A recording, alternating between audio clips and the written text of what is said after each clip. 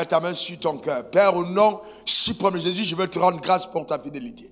Merci pour la capacité que tu donnes à toute personne connectée à cet autel d'avoir, par ta grâce, accès à la pensée révélée que tu m'as communiquée. Père, que la lumière soit, que cette lumière jaillisse dans notre homme intérieur, que cette lumière illumine nos pensées, que cette lumière vienne fracasser les fondements et les forteresses du mensonge dans le nom suprême de Jésus, exposer les œuvres subtiles de Satan dans nos âmes, restaurer nos vies dans le nom suprême de Jésus, afin que nous-mêmes, de façon consciente et volontaire, nous participions au plan glorieux de Dieu pour notre vie et notre destinée.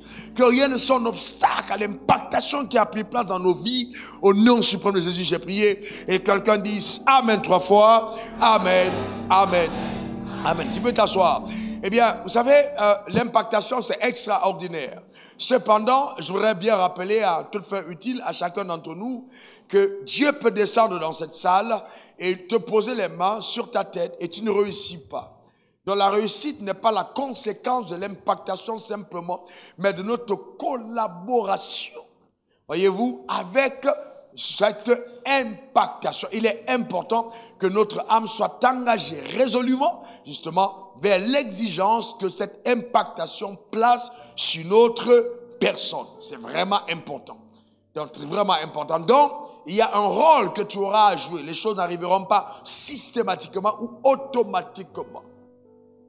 Adam a été béni par Dieu et nous savons tous que Adam n'a pas réussi sa course. Il n'y a pas meilleur pasteur que Dieu. Il n'y a pas meilleur prophète que Dieu. Il n'y a pas quelqu'un qui a autant de révélations et de puissance que Dieu. Mais cependant, Adam a échoué.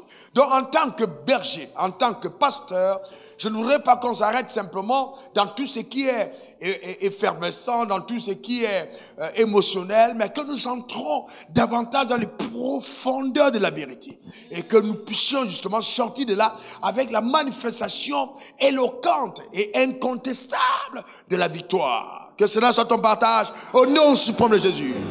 Je me suis rendu compte que beaucoup de personnes ont des slogans, mais très peu de personnes vivent justement en conformité avec la vérité qu'ils énoncent. Que ce ne soit pas ton partage. Romains 6, verset 17, il est écrit, recommande aux riches du présent siècle de ne pas être orgueilleux, de ne pas mettre leur confiance dans les richesses incertaines, mais de la mettre en Dieu qui donne toutes choses avec abondance, vous voyez, afin que nous en jouissons. Donc le Dieu que nous servons est un Dieu d'abondance. Que l'abondance soit ton partage au nom suprême de Jésus. Je maudis toute forteresse t'empêchant d'entrer dans l'abondance. Que ta vie démontre l'abondance divine dans le nom suprême de Jésus. Il est écrit, le voleur ne vient que pour dérober, égorger et détruire. Mais je suis venu afin que les brebis aient la vie et qu'elles soient dans l'abondance. Que par ce message, je t'amène à un autre palier, encore plus conséquent d'abondance, à tous égards dans le nom suprême de Jésus. Si tu avais déjà eu certaines choses, que Dieu les multiplie de façon remarquable. Si ça avait multiplié, que cela abonde.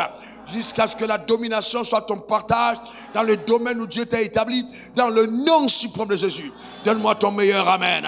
Je te garantis que cette parole a la capacité d'amener dans ta vie ce qu'elle contient. Et que ta vie ne sera plus jamais la même à cause de cette déclaration qui t'accompagne dans le nom suprême de Jésus. Dieu vient de me montrer une porte qui s'entrouvre.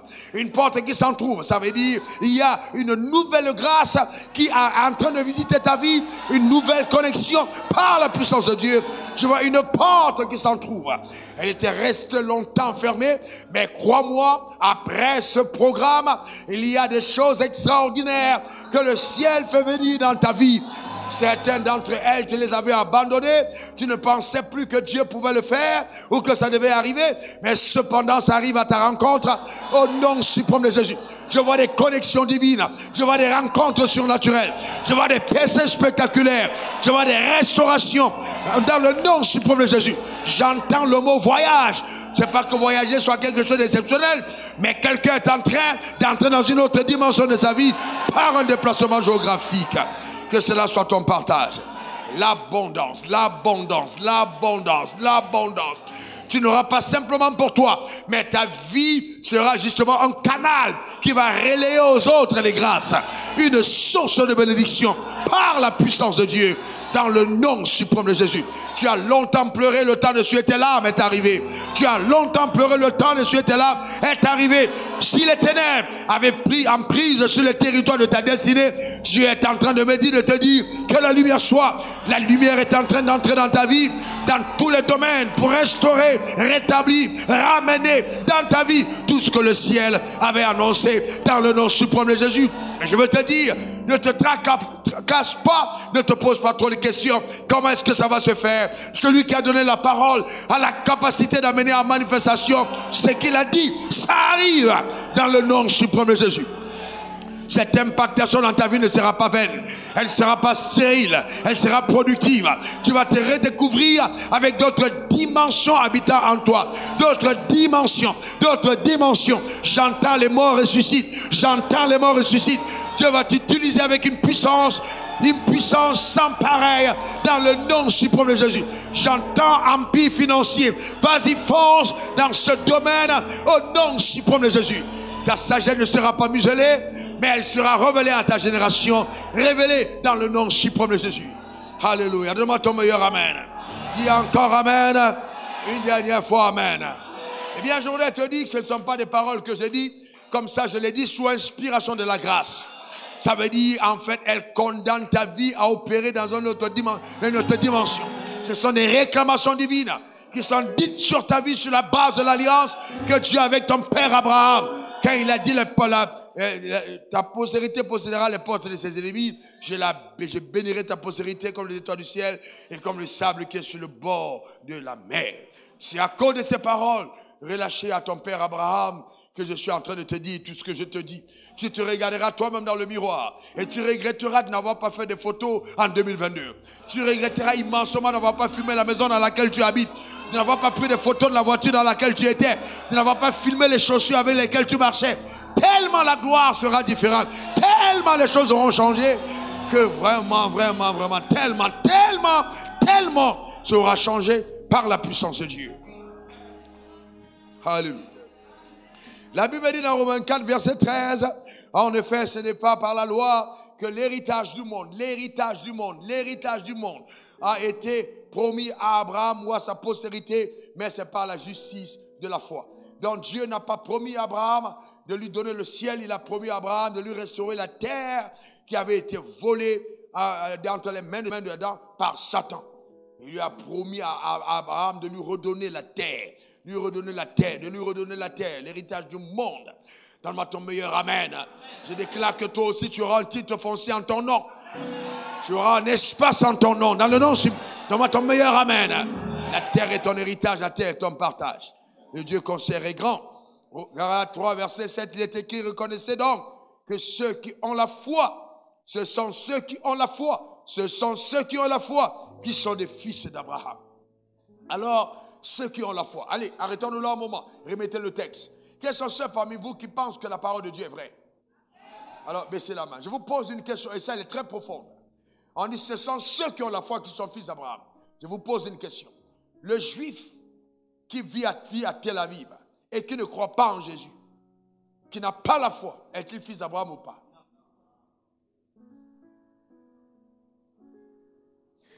Ah oui, bon, reconnaissez donc, selon ce texte, que ce sont ceux qui ont la foi qui sont les fils. En fait, ce texte nous dit que si même dans la chair, Abraham a eu des fils, les plus légitimes aux yeux de Dieu, ce sont ceux qui ont la foi. Donc tu es plus légitime qu'un juif.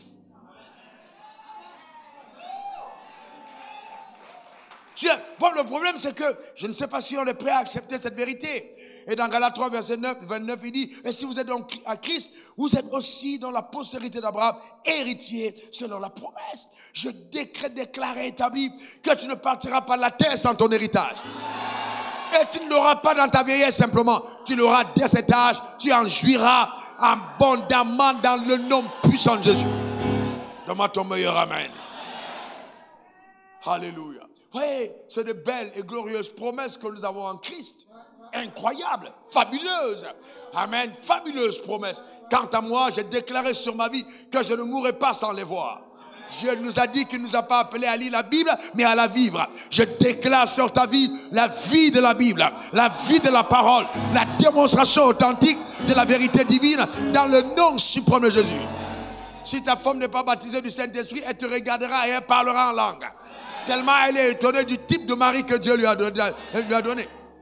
Demande ton meilleur amen. Tu vas étonner jusqu'à ta femme. Tu vas étonner jusqu'à ton mari. Parce que la métamorphose divine arrive à sa complétude. Ta manière de dire amen m'embête. Alléluia. Nous servons un grand Dieu. Nous servons un très très grand Dieu.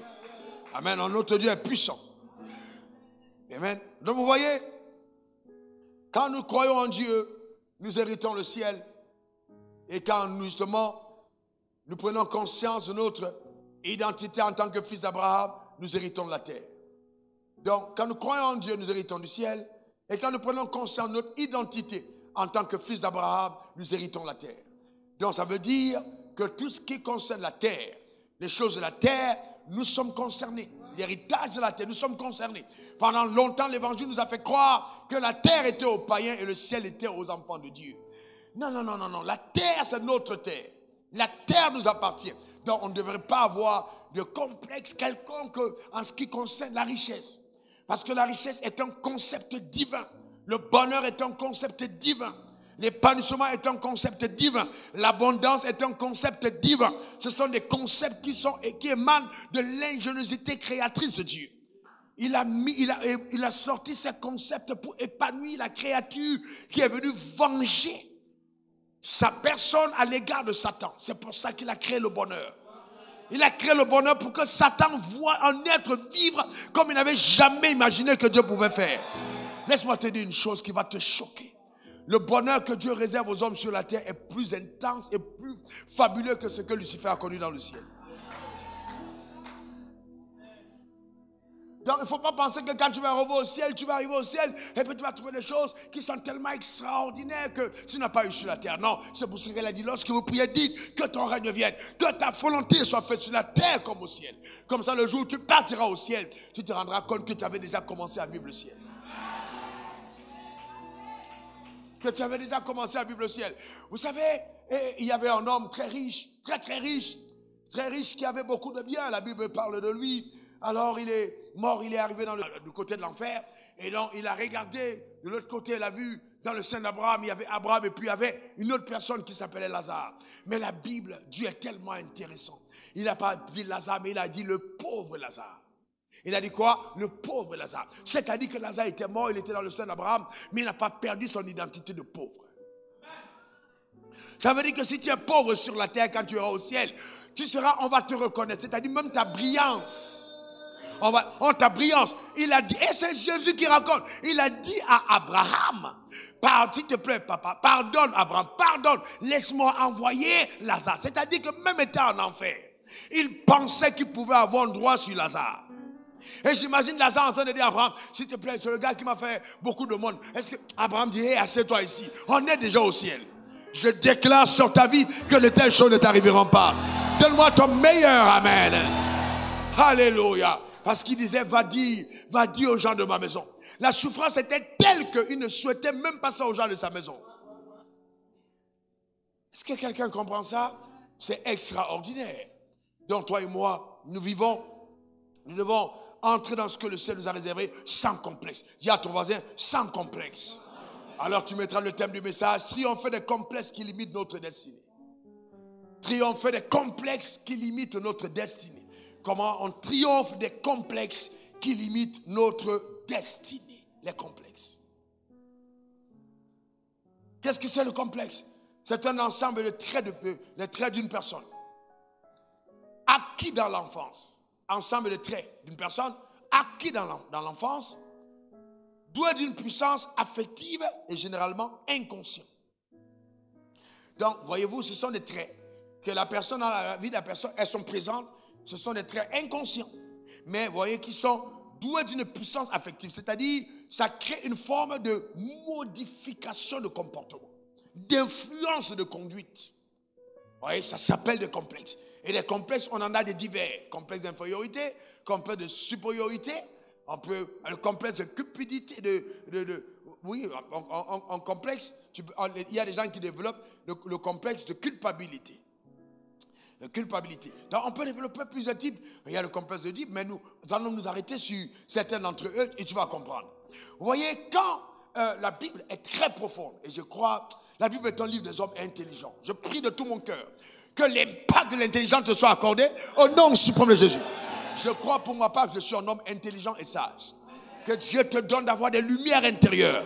Quand tu rechaînes dans le couloir de ton appel, à cause de ta brillance, à cause de tes lumières, à cause de ton éclat et de ta capacité d'exceller dans ton système de pensée et dans tes actions. Au nom suprême de Jésus, il y aura un avant et un après qu'aborde.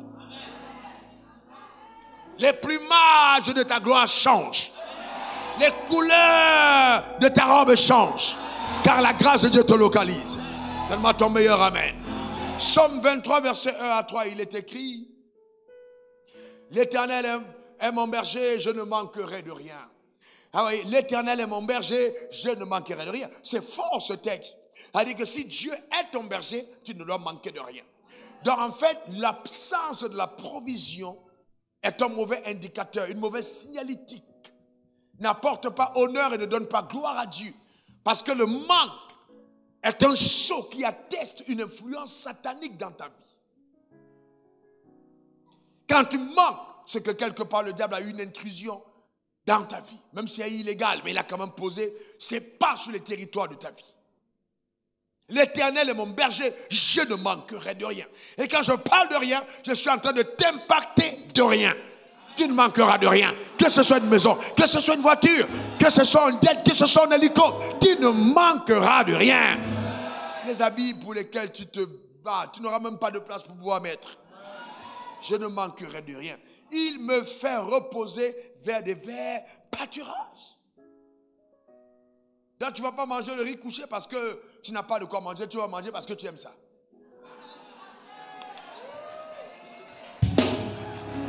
Amen.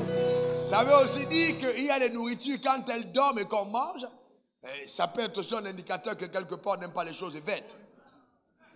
Parce que la manne et la caille n'étaient pas conservées.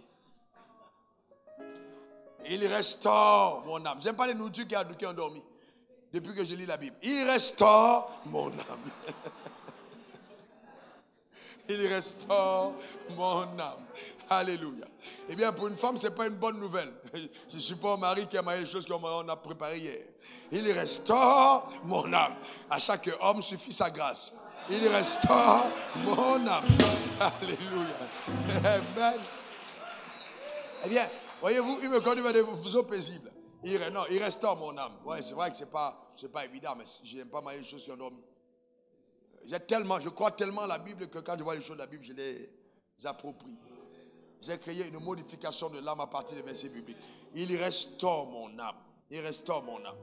Il restaure mon âme. Le seul jour où il était permis de manger la nourriture qui a dormi, c'était dimanche. Donc là, on est tous au culte. Je ne vais pas demander la nourriture qu'on a fait aujourd'hui. Ça a dormi, ce n'est pas grave. C'est dans la Bible, c'était permis. Donc il restaure mon âme. Amen. Amen. Il restaure mon âme. Alors, vous voyez, regardez le point important. Voilà, il restaure quoi? Il fait quoi? Il restaure mon âme. Donc, vous voyez que tout de suite, quand Dieu prend le gouvernail de ta destinée, quand Dieu entre dans ta vie, la première chose qu'il fait, c'est qu'il doit travailler dans ton âme. Quand la restauration n'a pas lieu, je te garantis, ce que Dieu veut faire n'arrivera pas. Il doit restaurer ton âme, te conduire dans les sentiers de la justice à cause de son nom. Donc, il doit travailler à l'intérieur de toi. Et qu'est-ce qu'il va chercher dans ton âme? Eh bien, il va te briser certains systèmes de pensée. Et la majorité d'entre eux sont hérités du fait des complexes. Des complexes que nous avons à l'intérieur de nous-mêmes. Qui est l'être humain? Qui es-tu en fait? L'être humain est un être complexe à 3 dimensions. Donc, il y a la dimension spirituelle, la dimension qui nous permet d'écouter la parole de Dieu, d'être en communion avec Dieu. Eh bien, la dimension intuitive et la dimension de discernement sont les dimensions de l'esprit. Bon, on a des enseignements là-dessus. On a la dimension de l'âme, qui est une dimension psychique. La dimension de l'âme, la dimension de ta pensée. Et telle âme pense, telle elle est. La dimension de tes émotions. C'est avec tes émotions, dans ton âme qu'on aime. C'est ton âme qui aime. Jonathan aima David comme son âme. C'est-à-dire au niveau de ton âme qu'il y a la manifestation de l'amour. Mais aussi, c'est dans ton âme que tu décides. Les décisions sont prises dans l'âme. On a peur dans l'âme, on a la foi dans l'âme.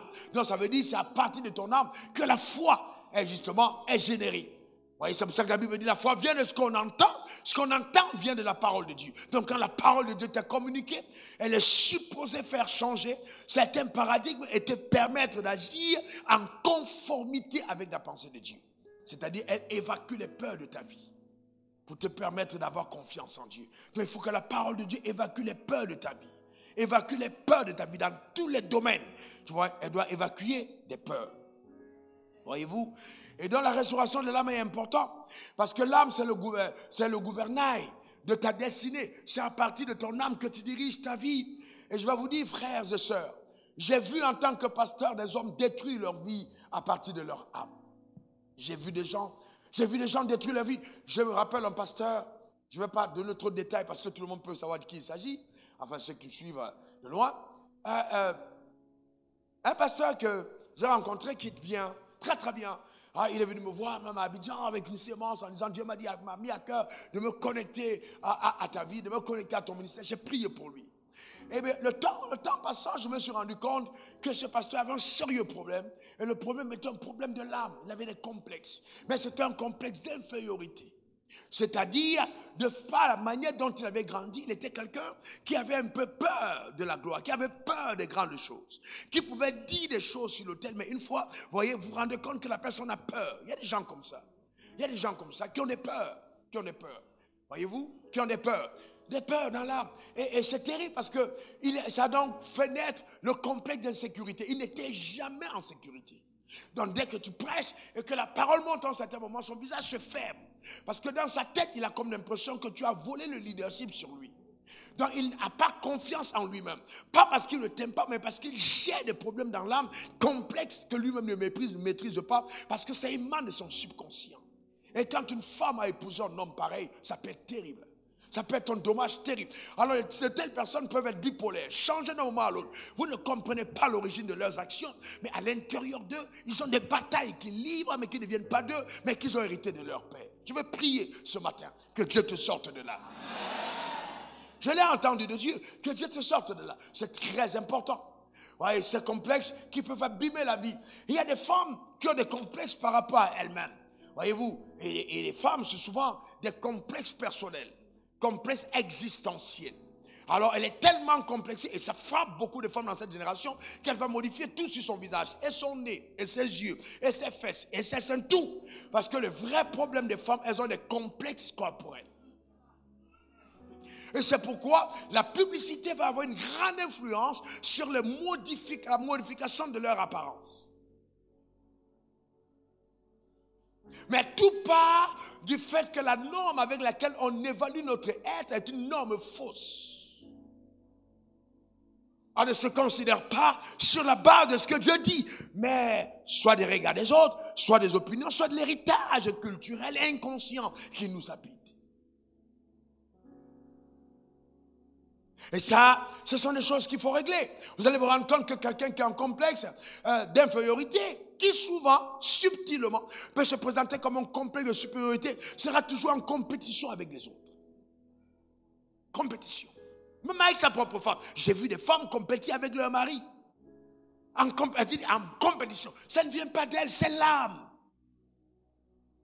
À tout moment, on a toujours l'impression, on est en train de me rabaisser, on est en train de me... Non, on est juste en train de te demander d'être à ta place, on ne te rabaisse pas du tout.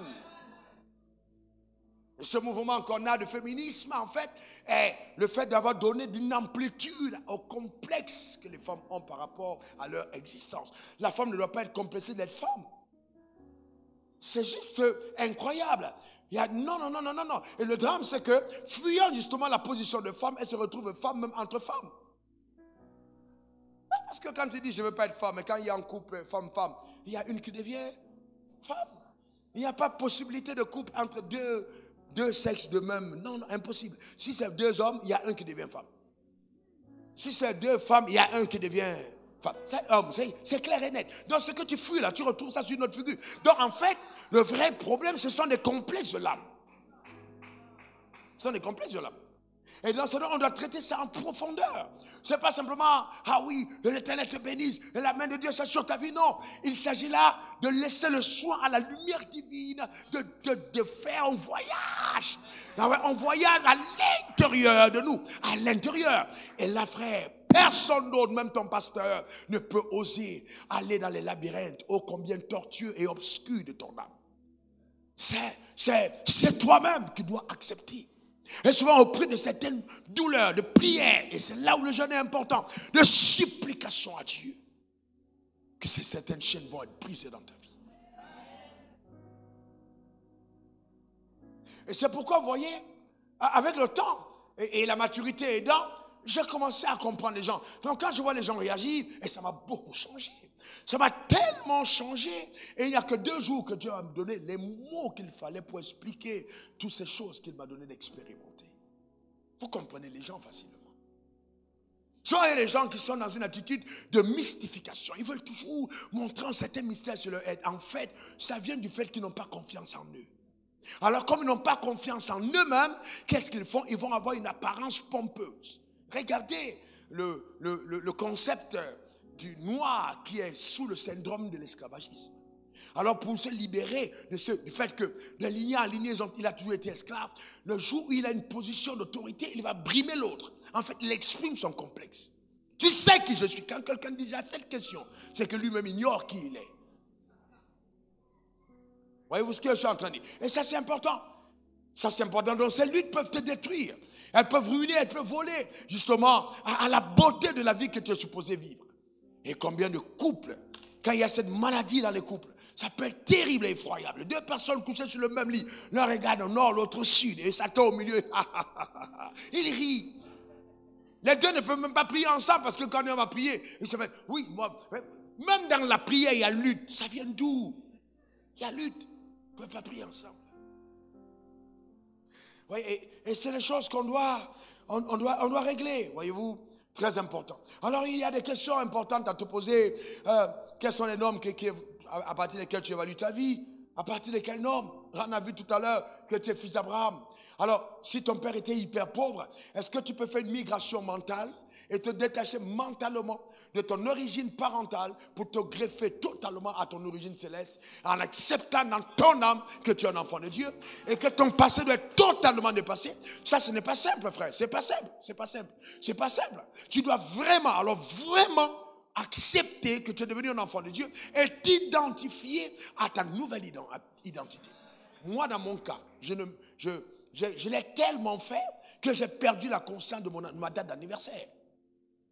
Parce que pour moi, la naissance physique n'était pas un bon rappel, même subconscient. J'ai accepté le jour où j'ai embrassé le Seigneur. Heureusement, c'est le même mois. Spirituellement, c'est le 28 avril. Et physiquement, 28 avril. Spirituellement, le 17 avril, c'est le même mois. Mais la conscience de ma rencontre avec Jésus est plus importante que ma venue sur la terre. Voyez-vous, embrasser et de développer cette conscience de la nouvelle identité, de la famille à laquelle j'appartiens. Voyez-vous, maintenant, si mon père dans la chair ne m'a pas laissé un héritage, ça ne veut pas dire que je n'ai pas d'héritage. Est-ce que quelqu'un comprend de quoi je parle? C'est important. Mais ça, c'est un travail personnel dans ton âme. Les normes avec lesquelles tu évalues ta vie. Que penses-tu des concepts divins? Ça, ce sont des réponses, des questions auxquelles tu dois avoir une réponse. Qu'est-ce que tu penses de l'abondance? Qu'est-ce que tu penses de la santé? Qu'est-ce que tu penses de la paix? Qu'est-ce que tu penses de la joie? Qu'est-ce que tu penses de la stabilité? Qu'est-ce que tu penses du règne? Mets ta pensée face au concept et réponds à la question. À quoi tu penses? Il y a des gens, voyez-vous, qui... la Bible dit heureux celui qui ne condamne pas dans ce qu'il approuve. Les gens qui sont à l'église mais qui disent oui mais, c'est vrai, mais oui mais. Pourquoi le mais? Oui, mais, bon, c'est vrai, Dieu bénit, mais, est-ce que c'est normal que Dieu ait béni un homme avec 10 immeubles? Mais le problème, c'est quoi? C'est au niveau de ta conception. Vous voyez, il y a des gens qui sont là, ils pensent qu'ils ont percé. C'est parce que tu as percé dans une zone, voyez-vous, où les gens, tout est fermé. Ah, tu règnes, là, tu es le super-héros dans ton village. Gloire à Dieu, rends grâce à Dieu pour ça. Mais il faut sortir un peu pour aller ailleurs. Frères et sœurs, et vous savez, vous devez vous-même vous exposer à des choses qui vous rendent humble. L'humilité, c'est quoi? C'est la capacité à reconnaître que tu as des limites, que seule sa grâce te suffit. Ne pas te prendre pour le super-héros. Non, il y a un seul super-héros, il s'appelle Christ. Sans lui, nous ne sommes rien. Sans lui, je ne suis rien. Alors les gens te voient, ouais, il est riche ici. Mais il y a des gens, ouais, nous sommes allés dans l'hôtel, le seul 7 étoiles du monde. La chambre en journée, on parle en termes de millions. Hey, bien, alors, moi, je me posais des questions. Je demandais les prix de toutes les autres. Et suite, il y a une autre qui avait, avec le truc à héliport. C'est-à-dire, la suite est là, il y a un héliport. Donc, les gens qui viennent descendre avec leur hélicoptère. Et qui te louent la suite à l'année. Et qui disent, non, je n'ai pas envie que quand je sors d'ici, quelqu'un d'autre vienne dormir sur mon lit. Mais si on te met là, tu vas te dire, mais c'est pas possible, comment est-ce qu'il gaspille l'argent? Tout dépend des paliers. Tout dépend. Frères, je vous dis la vérité, je vais vous dire, je vais être sincère avec vous. J'ai maudit un pasteur au Gabon, dans ma chambre. Il a dépensé près de 200 et poussé de 1000 au restaurant, on était ensemble. Je suis rentré la nuit, j'ai commencé à parler en langue. Et j'ai dit, Seigneur, c'est pas normal. Comment un pasteur peut gâter l'argent de Dieu comme ça? Comment il peut dépenser 200 000 au restaurant? Mais vous savez, tout dépend de ton palier. C'est pas parce que tu as été habitué à manger du poisson sec, avec un peu d'éthique, que tu as pensé que la vie se limite à ça. Ah, il y a bien plus. Est-ce que quelqu'un comprend ça? Mais gloire à Dieu pour le poisson sec. Parce qu'au moins tu as un témoignage. Gloire à Dieu pour le garba matinal que tu as mangé étant jeune. Gloire à Dieu pour le père assis que tu as eu. Cependant, Dieu te donne un témoignage. Il te donne un témoignage. Il restaure mon âme. Ça veut dire qu'il faut permettre que ton âme ait été endommagée. Il y a des choses que tu as vécues qui ont traumatisé ton âme. Mais bienvenue à la stabilité, à la paix. Donne-moi ton meilleur amen. Dis encore amen. Alléluia. Amen. Vous savez, souvent, vous pouvez voir des gens passer avec une voiture, dire, eh Dieu, eh Dieu. Il y a des gens, ils crient, eh Dieu, c'est pas une attaque. C'est qu'ils se disent vraiment, nous là, on est venus sur la terre pour voir les autres. Ah, eh Dieu, eh Dieu. Ouais, je te garantis que tout ce que tes yeux ont vu, tu l'auras. Ta manière de dire amen m'embête. Dis encore amen. Alléluia. C'est que tout ce que tes yeux ont vu, tu l'auras.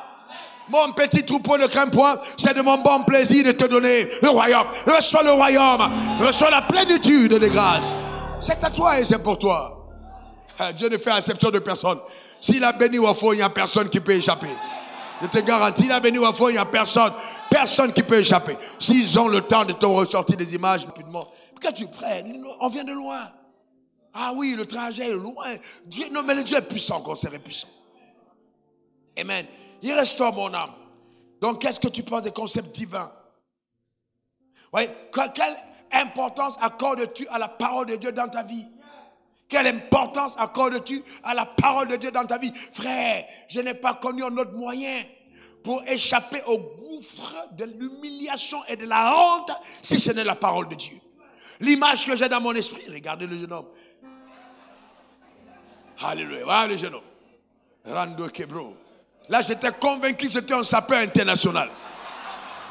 Mais vous savez, j'étais frères et sœurs. Alors là, vous voyez même quand je tiens le sac général là, le premier 3 pieds que j'ai eu, qui a été offert par tante Isabelle qui voyageait pour la qui allait en Chine. J'ai jamais oublié. Pour moi, c'est des moments glorieux, frère. J'étais convaincu. Et c'est mieux. Et c'est mieux. Le problème de beaucoup d'entre vous, c'est que dans votre galère, vous avez déjà les yeux trop loin. J'étais heureux là-dedans. Regardez. Fantastique. Non, frères et sœurs, écoutez-moi. C'est la raison pour laquelle, écoutez-moi attentivement, je vous le dis honnêtement, c'est la raison pour laquelle je ne me tairai jamais, je rendrai toujours témoignage. Frère, je serai un bandit, je serai un escroc si je vous dis que c'est ma capacité. Je serai malhonnête. C'est la grâce de Dieu. C'est la grâce de Dieu. C'est la grâce de Dieu, c'est la grâce. Mais cette grâce, c'est vrai, a demandé un travail. J'ai accepté de travailler sur moi-même. Accepté de travailler sur moi. Je suis quelqu'un qui est constamment et perpétuellement en train de me réinventer de l'intérieur. Voyez-vous, c'est très important. C'est un travail. Qu'est-ce que tu penses des concepts divins? Est-ce que la parole de Dieu prend son assise dans ta vie? Parce que Dieu veut que tu jouisses de tout ce qu'il a fait. Et moi, je prophétise cette parole qui sort, impacte ton âme, embellit ton être. Ce que je vois le mot chantier. Je vois le mot chantier. Je vois ton âme encadrée. Je vois les maçons divins par la parole redonner la couleur que tu dois avoir dans la vie au niveau de ton âme. Que cela s'opère dans le nom suprême de Jésus. Alléluia. Amen. Donc il faut être libéré. Les gens complexés me parlent d'eux-mêmes. Vous avez quelque part. Ah, oui, bah, ils parlent à haute voix. Oui. Non. Vous savez, tu restes calme. Un jour, je suis arrivé quelque part comme ça. Quelqu'un parlait. Il crie. C'est dans le calme. Quand il s'est tourné comme c'est ma vie, il s'est calmé.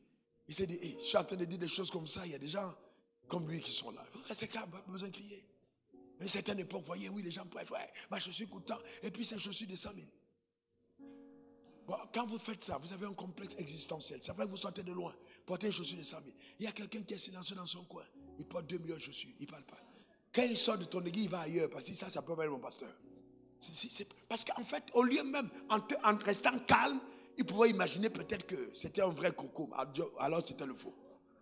Mais toi, quand tu as donné le prix, c'est que tu as porté le faux. Donc, il s'en va ailleurs. Parce que tu ne peux pas être son pasteur. Est-ce que vous comprenez ce que j'entends dire? Donc, vous voyez, non, mais je le dis en toute humilité. C'est normal les paliers dans lesquels nous sommes. Et comme je veux dire, quel que soit ton niveau, il faut refuser le faux. Fausse montre, fausse chaussure, faux habit, il faut refuser le faux. Il ne faut pas coller, non, il ne faut pas coller le faux sur ton corps. Il faut refuser le faux. Ah ouais. Parce que quand tu colles le faux, tu es en train de dire à Satan, on est ensemble.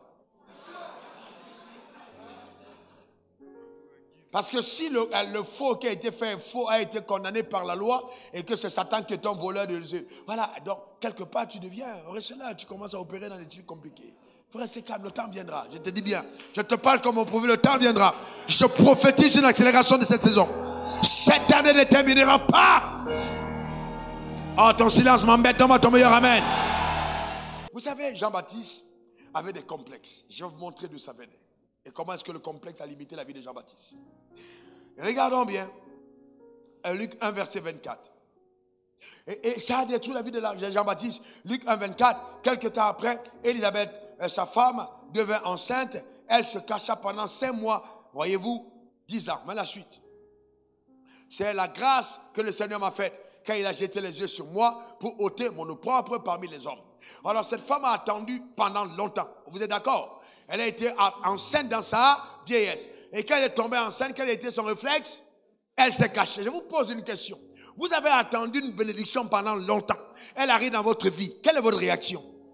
Quelle est votre réaction? Non, s'il vous plaît. Quelle est votre réaction? C'est de témoigner que Dieu a fait extraordinaire. Mais elle s'est cachée pendant 5 mois. Pourquoi elle se cache? Il y a des gens, Dieu les visite, ils se cachent. C'est l'expression d'un complexe. Elle se cache. Elle a peur des candidatons. Elle a peur d'affronter le regard des autres. Elle a peur de ce que les gens peuvent dire. Elle se cache pendant 5 mois. Maintenant, plus tard, on va voir son propre fils qui est dans le ministère. Les pharisiens vont lui dire, hey, le gars, tu es Élie? Non. Tu es le prophète? Non. Je ne suis que la voix de celui qui est dans le désert. On lui dit, mais si tu n'es pas le prophète, si tu n'es pas Élie, pourquoi tu baptises? Non, je ne suis que. Vous voyez, il y a des gens qui pensent que quand ils disent ça, ils sont équilibrés. C'est l'expression d'un complexe. Si tu te détaches de ton identité, pour prendre une identité qui n'est pas la tienne, tu es complexé. Donc, mais d'où venait le problème de Jean-Baptiste? Ça lui venait de sa mère. C'est un problème familial. Sa mère s'est cachée, mais lui aussi, il se cache. Vous voyez, il y a des gens comme ça. Dieu t'a béni, tu es caché. Ton argent est même caché dans les comptes bancaires. Tout est caché, mais tu es pauvre. Libère-toi. Dieu a fait toutes choses afin qu'on en jouisse. Libère-toi. Oh, ta manière de dire amen m'embête. Libère-toi. Il ne faut pas penser que ton argent, c'est juste pour venir à l'église. Non, Dieu n'a pas fait l'argent pour que tu t'amènes à l'église. Voyage normalement. Dieu t'a donné trop d'argent, tu es en soute avec les bagages. C'était une saison. Il faut changer. Est-ce que quelqu'un comprend ça? La jouissance de la vie, le bonheur. Le bonheur, c'est une invention divine. Le bonheur et la grâce. Le bonheur. On va venir te dire, tu étais où? J'étais sur la terre. Où? C'est la terre à Abidjan. Abidjan, c'est pas la terre. Abidjan, c'est une partie de la terre. Sors un peu. Détends-toi. Va à Monogaga, détends-toi, va à San Pedro, va à Goma, va voir des endroits de la terre qui vont t'amener à louer Dieu. Tu ne sais pas louer, mais il y a des endroits, quand tu regardes, tu dis, ouais, Dieu est puissant. Dieu est extraordinaire. Est-ce que quelqu'un comprend de quoi je parle? C'est important. Sors un peu. Sors un peu. Ton village n'est pas tout ce qui existe sur la terre. Alléluia. Il y a des gens qui marchent, ils sont tellement sûrs d'eux, mais quand ils arrivent dans certains endroits, ils se redressent. Ah, il y a des environnements qui te redressent, qui te ramènent à être toi-même. C'est pour ça qu'il y a des gens complexés qui ne peuvent pas avoir pour pasteur. Vous savez pourquoi? Parce qu'ils veulent avoir des pasteurs qu'ils commandent. Des pasteurs qui viennent chez eux à la fin du mois pour dire, oh, c'est compliqué, il faut qu'on paye ma facture. Il y a des gens comme ça. Je vous dis, le ministère, je bénis Dieu de ce que j'ai fait 10 ans. J'ai fait 10 ans d'itinérance. Je suis parti dans plusieurs endroits. Donc je vais vous dire l'église, je connais. Des gens qui sont à l'aise quand le pasteur vient à la fin du mois. On fait attendre le pasteur. On dit au pasteur là, qu'il attende. Et puis on donne quelque chose. Moi je ne suis pas petit pasteur à domicile. Ah non, c'est pas possible. Non. En fait, quand Dieu m'a appelé, la première chose que je devais découvrir, révérend Hervé, c'est quoi un pasteur? Je devais d'abord découvrir qui est un pasteur. Si on est d'abord enfant de Dieu et que tu es pasteur, une sélection parmi plusieurs. En fait, les pasteurs, c'est comme la Marines de l'armée américaine. Est-ce que tu comprends ça? C'est la Marines de l'armée américaine. C'est-à-dire, Dieu prend les gens, il en fait des guerriers. Maintenant, il sélectionne les meilleurs parmi ces guerriers. Il les met à part. Il dit, il a donné aux uns, pas à tout le monde. Il y a les uns et il y a les autres. Moi, je ne suis pas les autres, je suis les uns. Est-ce que quelqu'un comprend ça? Donc, vous devez comprendre, c'est ce que Dieu dit. Alors, je suis ce que la Bible déclare que je suis. Je suis ce que la parole de Dieu déclare que je suis. Frère, je ne suis, révérend Hassan, je ne suis pas arrivé là par hasard. J'ai pris, révérend Hervé, la parole, j'ai déclaré en me regardant au miroir. J'ai parlé sur eux. Je continue cet exercice. Je suis ce que la Bible dit que je suis. Je suis ce que la parole de Dieu dit que je suis. Un enfant de Dieu n'est pas n'importe qui. Un homme de Dieu n'est pas un mendiant. Non du tout. Non, c'est un homme de Dieu. C'est-à-dire, c'est la seule fonction dans l'univers. La seule fonction qu'on n'arrive pas, on ne peut pas avoir par élection. C'est-à-dire, c'est une fonction que tu exerces même mort. Je t'explique comment. Les ossements d'Élisée ont continué de travailler. Même dans la tombe, l'onction d'Élisée dans les eaux ont guéri quelqu'un d'autre. Est-ce que vous comprenez? C'est-à-dire que même mort, Dieu ne réunit pas l'appel qu'il a passé sur ta vie. Même mort. Et c'est pas quelqu'un appelé à cette dimension qui va commencer à aller dans les maisons pour demander la l'aumône. Jamais de la vie. C'est pas quelqu'un qui est appelé de ses ordres qui va venir dire oui, si vous ne faites pas ça, on va couper la facture. Hey! Mon Dieu, impossible. Je suis une bénédiction ambulante. Je suis un distributeur automatique du bonheur. Dieu m'a suscité pour que ta vie s'embellisse. Donne-moi ton meilleur amen. Dis encore amen. C'est pourquoi quelqu'un ne vient pas devant moi pour me dire, pasteur, Dieu m'a mis à cœur de te bénir. Tu chantes ton discours. Dieu m'a mis à cœur de me connecter à ta bénédiction. Je suis une bonne relâchante de la bénédiction divine sur la vie des hommes. Reçois-la. Ah, donne-moi ton meilleur amen. Reçois cela dans le nom suprême de Jésus. Il faut être décomplexé. Il faut t'identifier à ce que Dieu dit. Alors quand Jésus a écouté le discours de Jean-Baptiste, c'est ce que j'aimais Jésus, qu'il était hyper courageux. On a beaucoup de gens qui ont des gens poule mouillée, qui ont peur de dire la vérité.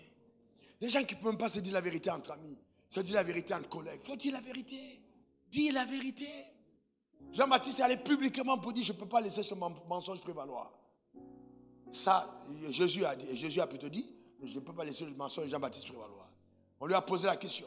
Il dit, hey, les gars, qu'est-ce que vous êtes allés voir dans le désert? Eh non, moi, j'étais pas. Mais il dit, vous savez, vous voulez que je vous dise quoi? C'était plus comme prophète. Ce gars-là, c'est Élie qui devait venir. Il a corrigé. Pourquoi?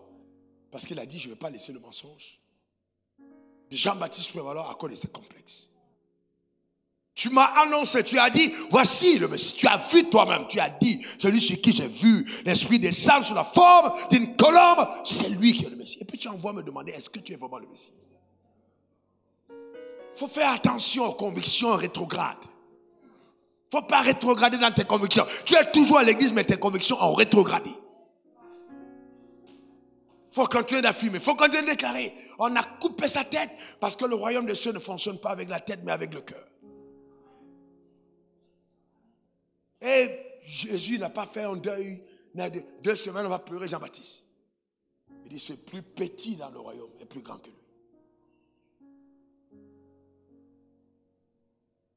Est-ce que quelqu'un comprend? Il faut sortir de la vie complexée. Ne sois pas complexé.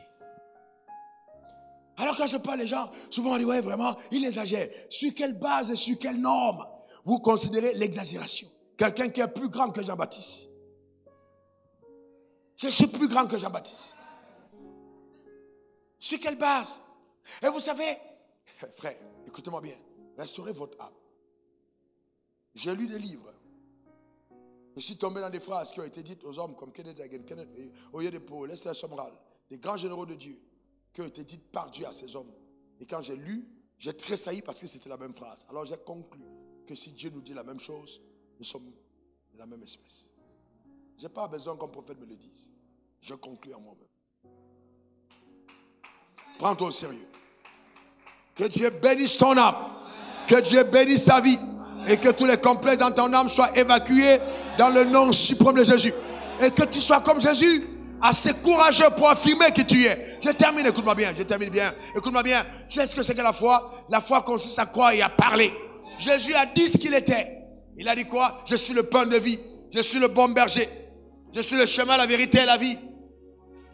Voyez-vous, donc c'est important d'avoir la capacité d'affirmer ce que tu es devenu en Christ. Un sacerdoce royal, une nation sainte, un peuple élu. Le déclarer et l'affirmer. Détruis les complexes qui veulent limiter ta destinée. Et jouis de ce que le ciel t'a réservé. Que la grâce de Dieu repose sur toi et que sa main continue son beau travail. Tu es béni et comblé. Donne-moi 3 bons amens. Non, non, non, je veux des amens décomplexés. Acclame très fort ton Créateur. Pousse des cris de joie dans la présence de Dieu.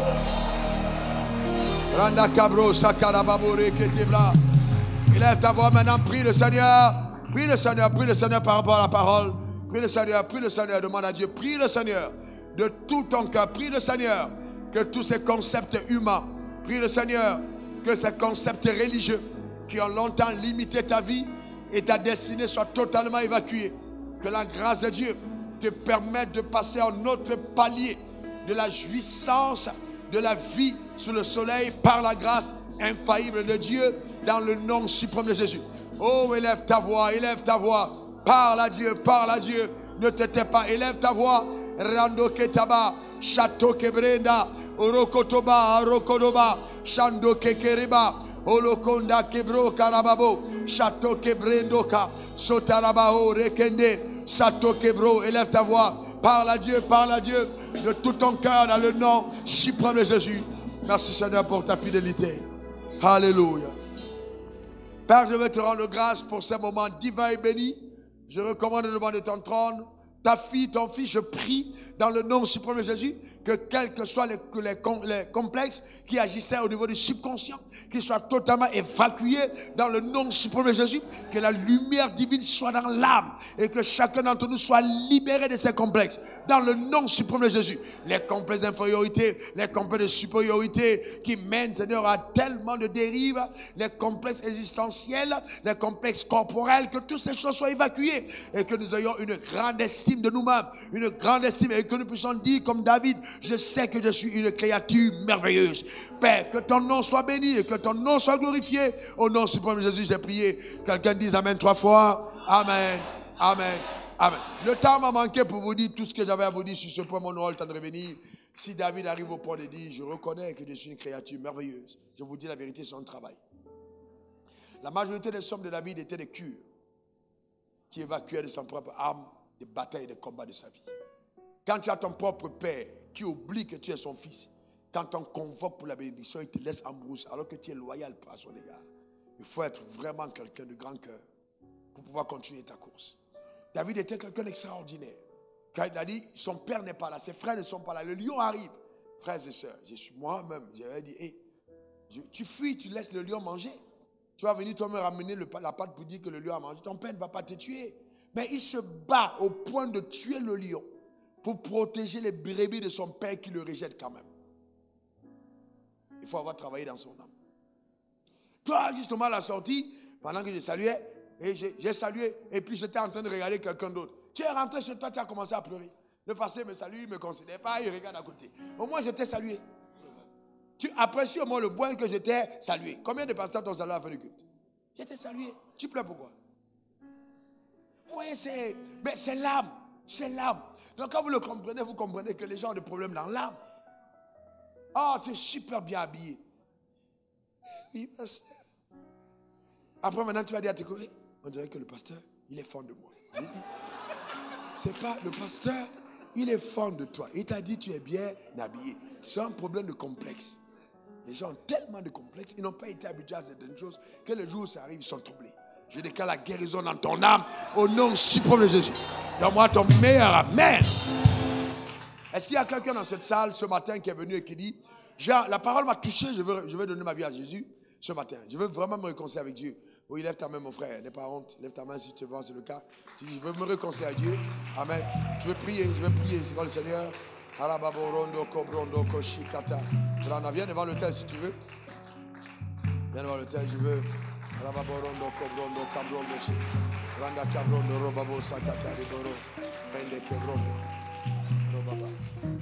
Il y a quelqu'un d'autre qui dit ce matin, vraiment la parole m'a touché. Je veux vraiment que Dieu travaille dans mon âme, dans ma vie. Lève ta main. Si tu veux vraiment avant devant l'autel, eh bien, répète après moi ces paroles, Seigneur Jésus. Répète après moi ces paroles, Seigneur Jésus. Merci pour ta parole. Mon cœur est touché. Merci pour la réconciliation. La réconciliation par le sang de l'agneau.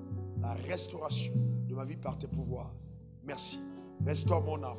Restaure mon âme. Restaure mon âme par tes pouvoirs. Écris mon nom dans le livre saint, dans le livre de vie. Et donne-moi de vivre sur la terre en conformité avec les concepts que toi-même tu as érigés. Au nom suprême de Jésus. Amen. Amen, amen. Père, je déclare établi dans le nom suprême de Jésus la manifestation surnaturelle de ta grâce sur la vie de ton peuple. Béni sois-tu.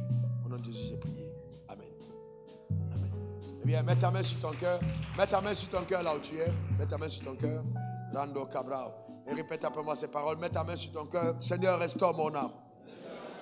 Encore, Seigneur, restaure mon âme. Seigneur, fais-moi du bien. Agis en moi par tes pouvoirs souverains. Relâche ta grâce dans ma vie et fais-moi vivre en conformité avec ton système de pensée. Ta grâce seule me suffit. Me voici devant toi, résolu, décidé à faire ta volonté sous le soleil. Ô Père, viens au secours de mon incrédulité. Que ta lumière jaillisse en moi et que dans mon subconscient, par tes pouvoirs relevés, tout ce qui n'est pas de toi soit évacué. Tout ce que j'ai hérité de mes parents dans la chair, détruit au nom suprême de Jésus.